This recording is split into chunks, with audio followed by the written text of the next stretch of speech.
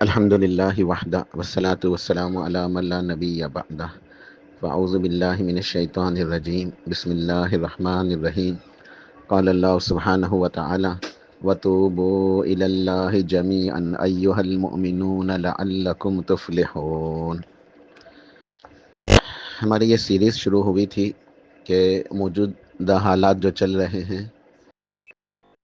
غزہ کے اندر، فلسطین میں، شام، لبنان، یمن اور انڈیا، کشمیر، ہر جگہ مسلمانوں کے اوپر ظلم و ستم ہو رہا ہے، تو ایک عام مسلمان کے اوپر کیا ذمہ داری عائد ہوتی ہے، اسے کیا کرنا چاہیے۔ اس سلسلے میں 10 نصیحتیں میں نے بتائی تھی پچھلے درس کے اندر، تو آج انشاءاللہ پہلی نصیحت کے بارے میں کچھ گفتگو کرنی ہے۔ یہ پہلی نصیحت یہ ہے کہ ہم سب کے اوپر لازم ہے، امت کے ہر فرد کے اوپر، کہ وہ اللہ تعالیٰ سے رجوع کرے، اللہ تعالیٰ سے توبہ استغفار کرے، پلٹ آئے، اپنے گناہوں کی معافی مانگے، اپنی اصلاح کرے، کیونکہ اللہ سبحانہ و تعالیٰ نے اس امت سے جہاد کی توفیق جو ہے وہ سمجھے کہ اس وقت توفیق کسی کے پاس نہیں ہے جہاد کرنے کی، الا ماشاء اللہ، مگر پوری امت جہاد نہیں کر رہی ہے، توفیق ہی نہیں ہے۔ اور جو حالات ہیں ان کا واحد جو حل ہے وہ رجوع الی اللہ اور اللہ تعالیٰ کی طرف رجوع کرنا اور جہاد کرنا ہے۔ جہاد ہر مسلمان کے لیے لازم ہے۔ اس کے احکامات تو انشاءاللہ اگلی نصیحت جو درس نمبر 5 ہوگا اس کے اندر ہوں گے، لیکن ہمیں یہ ضروری ہے کہ ہم اس بات کو سمجھیں، ہمارے دلوں کے اندر اس بات کا احساس ہونا چاہیے کہ ہمیں جہاد کرنا چاہیے، اور ہم جہاد نہیں کر پا رہے۔ جہاد ہمارے اوپر لازم ہے لیکن ہم سے ہو نہیں پا رہا۔ وجہ اس کی یہ ہے کہ جو جہاد کا عمل ہے، یہ جہاد کی نیکی ہے، یہ ایک بہت عظیم نیکی ہے، اور اس نیکی کے لیے ضروری ہے کہ انسان پہلے اپنے ایمان کی بنیادوں کو، ایمان کی جو دیگر چیزیں ہیں، احکامات ہیں، حلال حرام فرائض وغیرہ، ان سب کو اچھے طریقے سے ادا کرے، یعنی اس کا ایمان مضبوط ہو، پھر جہاد کی باری آتی ہے۔ جو اسلام کے 5 بنیادی ارکان ہیں ان میں جہاد کا ذکر نہیں ہے۔ نبی علیہ الصلوۃ والسلام نے ارشاد فرمایا کہ بنی الاسلام علی خمس، کہ اسلام کی بنیاد 5 ارکان کے اوپر ہے: شہادت اللہ الہ الا اللہ و ان محمد رسول اللہ و اقام الصلاۃ و ایتاء الزکوٰۃ و صوم رمضان و حج البیت، کہ توحید و رسالت کی گواہی دینا، نماز قائم کرنا، زکوٰۃ ادا کرنا، رمضان کے روزے رکھنا، بیت اللہ کا حج کرنا، اس میں جہاد شامل نہیں ہے۔ اور علماء اہل علم لکھتے ہیں کہ جہاد جو ہے، حدیث میں تو یہ الفاظ موجود نہیں ہیں، لیکن جہاد کی اتنی فضیلت ثابت ہے دیگر احادیث و قرآن پاک کی آیات سے، اس کی اتنی تاکید ہے کہ ہم یہ کہہ سکتے ہیں کہ جہاد اسلام کا 6واں رکن ہے۔ لیکن اس حدیث کے اندر اس کا ذکر نہیں ہوا۔ اہل علم لکھتے ہیں کہ وجہ یہ ہے کہ یہ بنیادیں ہیں،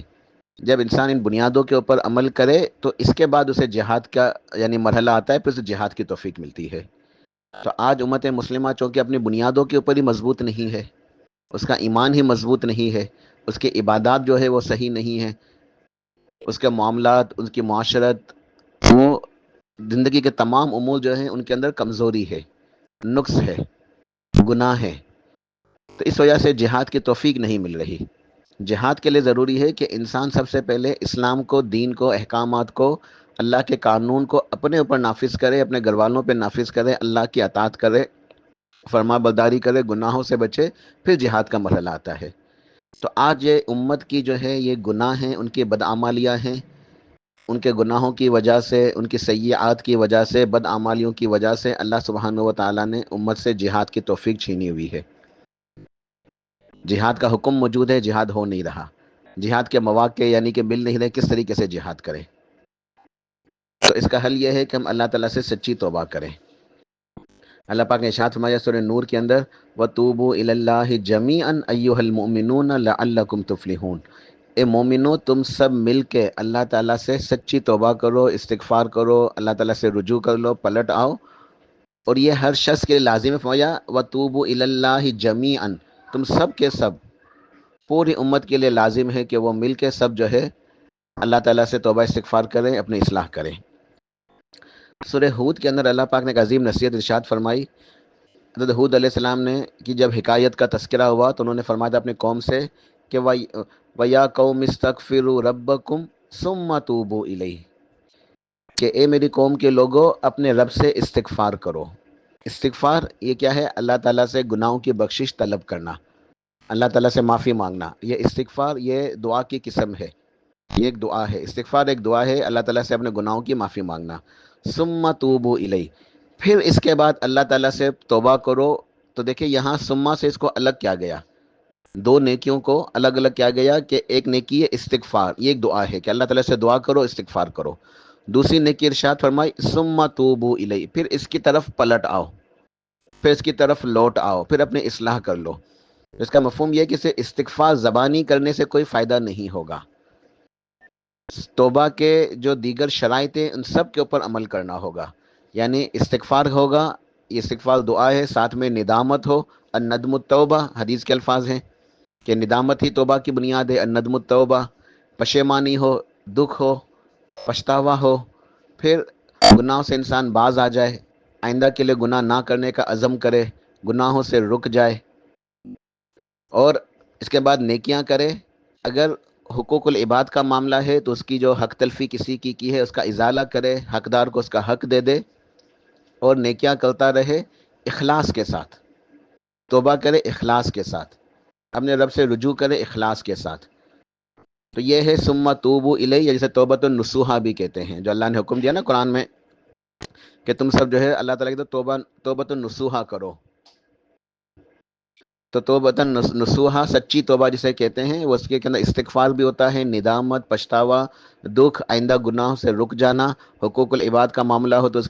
کی تلافی کرنا، اس کا ازالہ کرنا، حقدار کو اس کا حق دینا، اور پھر نیکیاں کرنا۔ تو یہ توبہ مکمل ہوتی ہے، اللہ کی طرف رجوع الی اللہ اسی کو کہتے ہیں۔ وَيَا قَوْمِ اسْتَغْفِرُوا رَبَّكُمْ، اے میری قوم اپنے رب سے استغفار کرو، دعائیں مانگو کہ تمہارے گناہوں کو معاف کر دے، ثم توبوا الیہ، پھر اس کی طرف پلٹ آؤ، لوٹ آؤ، رجوع کر لو۔ یُرْسِلِ السَّمَاءَ عَلَيْكُمْ مِدْرَارًا، وہ رب تمہارے اوپر آسمان سے موسلا دار بارشیں برسائے گا جو فائدہ مند ہوں گی، یعنی فائدہ دینے والی موسلا دار بارشیں، تیز بارشیں برسیں گی، اور یہ عذاب کی صورت میں نہیں ہوں گی بلکہ یہ فائدہ مند ہوں گی۔ ان بارشوں سے تمہیں فائدہ ہوگا، تمہیں پانی ملے گا، تمہیں غلہ پیدا ہوگا، اناج پیدا ہوگا، سرسبز و شاداب ہریالی پیدا ہوگی۔ تو اللہ تعالیٰ تمہارے اوپر جو ہے انعامات والی، رحمتوں والی بارش برسائے گا، موسلادھار بارش ہوگی، رحمتوں برکتوں والی، فائدے والی بارشیں برسیں گی۔ وَيَزِدْكُمْ قُوَّةً إِلَىٰ قُوَّتِكُمْ، اور تمہاری طاقت کے اوپر تمہیں طاقت عطا فرمائے گا، یعنی تمہاری قوت میں اضافہ فرمائے گا۔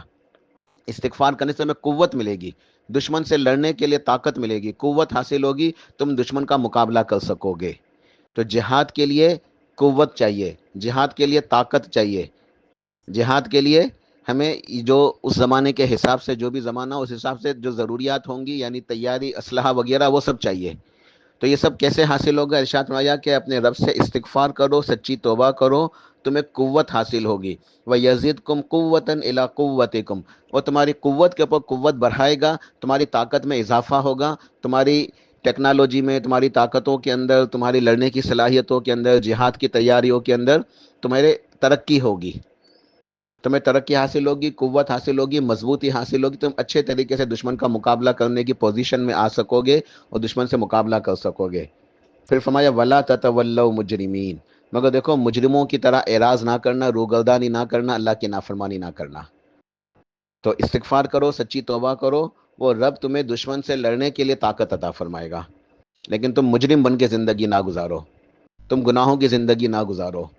تم اپنے دل کے اندر احساس رکھو، پچھتاوا ہو تمہیں، سچی توبہ کرو۔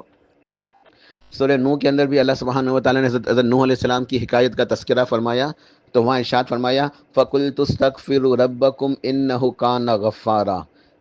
تو پس کہا نوح علیہ السلام نے اپنی قوم کے لوگوں سے کہ میں نے کہا اپنی قوم کے لوگوں سے کہ استغفار کرو اپنے رب سے، یقیناً وہ بے شک بہت زیادہ بخشنے والا ہے، غفور ہے، غفار ہے، معاف فرمانے والا ہے، مغفرت والا ہے۔ یرسل السماء علیکم مدرارا، وہ رب تمہارے اوپر آسمان سے موسلادھار بارشیں برسائے گا، وَيُمْدِدْكُمْ بِأَمْوَالٍ وَبَنِينَ وَيَجْعَلْ لَكُمْ أَنْهَارًا، اور تمہیں اضافہ کرے گا، تمہاری مدد کرے گا، تمہیں بڑھا دے گا، کس چیز میں؟ اموال کے اندر، تمہیں مال ملیں گے، اموال ملیں گے، دنیا کی مال و دولت حاصل ہوگی، یعنی دنیا کے اسباب، دنیا کے وسائل تمہیں میسر ہوں گے۔ و بنین تمہیں بیٹے ملیں گے، تمہیں بیٹے ملیں گے، و یجعل لکم انہارا تمہارے لیے وہ رب نہریں بہا دے گا، تمہیں نہریں ملیں گی، پانی ملے گا، تمہیں مال و دولت ملے گی، تمہیں بیٹے ملیں گے۔ تو یہاں اللہ پاک نے جو ارشاد فرمایا کہ وہ یمددکم باموال و بنین، کہ تمہیں مالوں کے ذریعے بھی تمہاری مدد ہوگی، تمہارا اضافہ ہوگا تمہارے اموال کے اندر اور بیٹوں کے اندر۔ تو بیٹے تو انسان کی ایک اولاد، ہر انسان کی خواہش ہوتی ہے کہ اولاد ملے۔ دوسرے بیٹے جو ہوتے ہیں وہ ایک قوت کی علامت ہیں، طاقت کی علامت ہیں۔ تو یہاں اس سے یہ مفہوم بھی جو ہے نا واضح ہوتا ہے کہ استغفار کرنے سے انسان کو خوشحالی حاصل ہوتی ہے، بارشیں برستی ہیں اور طاقت ملتی ہے، قوت ملتی ہے، مال و دولت میں، وسائل میں اضافہ ہوتا ہے، اور یہ تمام چیزیں چاہیے دشمن سے لڑنے کے لیے، جہاد کے لیے۔ تو موجودہ دور کے اندر ہمیں ان چیزوں کی ضرورت ہے کہ ہم ٹیکنالوجی ہمارے پاس ہو، وسائل ہوں، ہم ان سے لڑنے کی پوزیشن میں ہوں۔ تو ارشاد فرمایا کہ وہ یمددکم باموال و بنین، کہ تمہاری مدد کی جائے گی، تمہیں بڑھایا جائے گا، تمہیں اضافہ کیا جائے گا مال و دولت میں اور بیٹوں میں، تمہاری طاقت زیادہ ہوگی، تمہاری قوت، تمہارے لشکر زیادہ ہوں گے اور تم لڑائی کر سکو گے۔ اور سورہ ہود کے اندر جو ارشاد فرمایا تھا آیت نمبر 52 کے اندر کہ وہ یزدکم قوتا الی قوتکم۔ تو یہ استغفار کے فائدے ہیں، توبہ استغفار کے۔ تو ہمیں اس وقت پوری امت کے لیے لازم ہے کہ وہ استغفار کریں اور تو سچی توبہ کریں۔ ابو داؤد کی حدیث سے آپ نے ارشاد فرمایا نبی صلی اللہ علیہ وسلم نے کہ من لزم الاستغفار جعل اللہ من کل ہم فرجا، کہ جو استغفار کو اپنے لیے لازم کر لیتا ہے، ہمیشہ استغفار کرتا ہے، اللہ تعالیٰ سے رجوع کرتا ہے، اصلاح کرتا ہے، استغفار کرتا ہے، دعائیں مانگتا ہے، تو اللہ تعالیٰ اسے ہر مشکل سے جعل اللہ من کل ہم فرجا، ہم کہتے ہیں ٹینشن کو، پریشانی کو، غم کو، اس کے غم کو اللہ تعالیٰ خوشیوں میں بدل دے گا۔ جو استغفار کو لازم کرتا ہے اللہ تعالیٰ اس کے لیے اس کے غموں کو خوشیوں میں بدل دیتا ہے۔ وَمِن كُلِّ ضِيقٍ مَخْرَجًا، اسے ہر تنگی سے نکلنے کے لیے ایک مخرج، ایک راستہ اس کے لیے آسان کر دیتا ہے، اسے ہر قسم کی تنگی سے اللہ تعالیٰ نکال دیتا ہے۔ وَرَزَقَهُ مِنْ حَيْثُ لَا يَحْتَسِبُ، اور اس کو ایسی جگہ سے روزی ملتی ہے جہاں سے اس کا گمان بھی نہیں ہوتا۔ تو استغفار کے، سچی توبہ استغفار کے 3 فائدے یہاں بیان ہوئے کہ انسان کے جو غم ہیں، پریشانیاں ہیں، مصیبتیں، وہ ختم ہو جاتی ہیں، اس کی جگہ راحتیں ملتی ہیں، آسانیاں ملتی ہیں، خوشیاں ملتی ہیں۔ اور انسان تنگی میں ہوتا ہے تو اسے مشکل میں ہوتا ہے، وہاں سے نکلنے کا راستہ اس کے لیے آسان ہو جاتا ہے۔ اللہ تعالیٰ سے ہر تنگی سے نکالتا ہے، ہر پریشانی سے بچاتا ہے، ہر مصیبت سے اس کے لیے کوئی نجات کے لیے کوئی ایگزٹ، کوئی مخرج، کوئی راستہ اس کے لیے اللہ تعالیٰ تیار کر دیتا ہے، وہاں سے انسان کو پریشانی سے نکال دیتا ہے، اس کو ایسی جگہ سے روزی ملتی ہے جہاں سے اس کو گمان بھی نہیں ہوتا۔ سنن ابو داؤد کی یہ حدیث ہے، اور ابو داؤد کی حدیث کے اندر اور ترمذی کے اندر بھی ایک اور روایت ہے جس کے اندر ایک استغفار ہمیں سکھایا گیا، استغفار کی ایک دعا آپ نے ارشاد فرمایا نبی صلی اللہ علیہ وسلم نے کہ من قال استغفر اللہ الذی لا الہ الا هو الحی القیوم واتوب الیہ غفر له وان کان قد فر من الزحف، کہ جو شخص بھی یہ استغفار کرتا ہے استغفر اللہ الذی لا الہ الا هو الحی القیوم واتوب الیہ، اللہ تعالیٰ اسے معاف کر دیتا ہے چاہے وہ میدان جنگ سے فرار کیوں نہ ہوا ہو۔ تو آج یہ ہم سب کے لیے ضروری ہے کہ ہم لوگ جہاد نہیں کر رہے، ہم ان الفاظ کے ساتھ جو ہے اللہ تعالیٰ سے استغفار کریں، معافی مانگے، کیونکہ حدیث کے اندر یہ ہے کہ جو بھی یہ ان الفاظ کے ساتھ اللہ تعالیٰ سے معافی مانگتا ہے، اللہ سبحانہ و تعالیٰ اسے معاف فرما دیتے ہیں، چاہے میدان جنگ سے ہی کیوں نہ بھاگا ہو وہ۔ اور میدان جنگ سے بھاگنا یہ کوئی معمولی گناہ نہیں ہے، بلکہ جو مشہور حدیث ہے جس کے اندر 7 مہلکات یعنی موبقات گناہوں کا تذکرہ ہوا ہے، ہلاک کرنے والے، برباد کرنے والے، جس میں جادو کرنا، جس کے اندر سب سے پہلے شرک ہے، پھر جادو کرنا ہے اور دیگر گناہ ہیں، تو وہاں ایک یہ گناہ بھی تذکرہ ہے کہ جہاد کے دوران میدان جنگ سے کافر کے مقابلے سے بھاگ جانا، تو بہت بڑا کبیرہ گناہ ہے۔ تو یہ گناہ بھی انشاءاللہ معاف ہو جاتا ہے جب انسان استغفر اللہ الذی لا الہ الا هو الحی القیوم واتوب الیہ، ان الفاظ کے ساتھ وہ دعا کرتا ہے، استغفار کرتا ہے۔ یہ ترمذی ابو داؤد کی حدیث ہے، اور ابو داؤد کے اندر ایک اور روایت کے اندر یہ بھی الفاظ ہیں کہ رات کو بستر پہ سونے سے پہلے یہ استغفار 3 دفعہ کرنا چاہیے، استغفر اللہ الذی لا الہ الا هو الحی القیوم واتوب الیہ۔ تو ہمیں چاہیے کہ ہم رات کو سوتے ہوئے بستر پہ جو سونے کے اذکار کرتے ہیں ان اذکار کے اندر 3 دفعہ یہ دعا بھی پڑھا کریں، استغفر اللہ الذی لا الہ الا هو الحی القیوم واتوب الیہ۔ اس کے علاوہ ہم صبح شام جو ہے ان استغفار کو کریں، چلتے پھرتے استغفار کو کریں، تو ہم سحری کے وقت بھی کریں، تو ہم ان الفاظ کو جو ہے نا اپنا معمول بنا لیں، استغفر اللہ الذی لا الہ الا هو الحی القیوم واتوب الیہ۔ یہ بہت عظیم جو ہے صیغہ ہے استغفار کا، اس صیغے کے ساتھ ان الفاظ کے ساتھ استغفار کریں، اللہ تعالیٰ سے سچی توبہ کریں، اپنی اصلاح کریں، اللہ تعالیٰ کی طرف پلٹ آئیں، لوٹ آئیں، رجوع کر لیں، دل میں سچی نیت رکھیں جہاد کی، تو انشاءاللہ ضرور اللہ تعالیٰ حالات کو بدلیں گے، اللہ تعالیٰ کی مدد آئے گی، بارشیں برسیں گی، بیٹے ملیں گے، مال و دولت ملے گی، دشمن سے لڑنے کے لیے قوت، ایک صلاحیت حاصل ہوگی، ایک طاقت حاصل ہوگی انشاءاللہ، پھر جہاد کا موقع بھی ملے گا، جہاد کے وسائل بھی میسر ہوں گے، جہاد کرنے کے مواقع آئیں گے، جہاد کرنا آسان ہو جائے گا۔ جو آج اس امت کے اوپر ایک عذاب کی صورت ہے کہ جہاد کی توفیق چھن چکی ہے، تو اللہ تعالیٰ انشاءاللہ رحم فرمائیں گے، کرم فرمائیں گے، گناہ جب معاف ہوں گے تو جہاد کی توفیق بھی حاصل ہوگی۔ اللہ ہمیں عمل کی توفیق عطا فرمائے۔ سبحان ربک رب العزت عما یصفون وسلام علی المرسلین والحمد للہ رب العالمین۔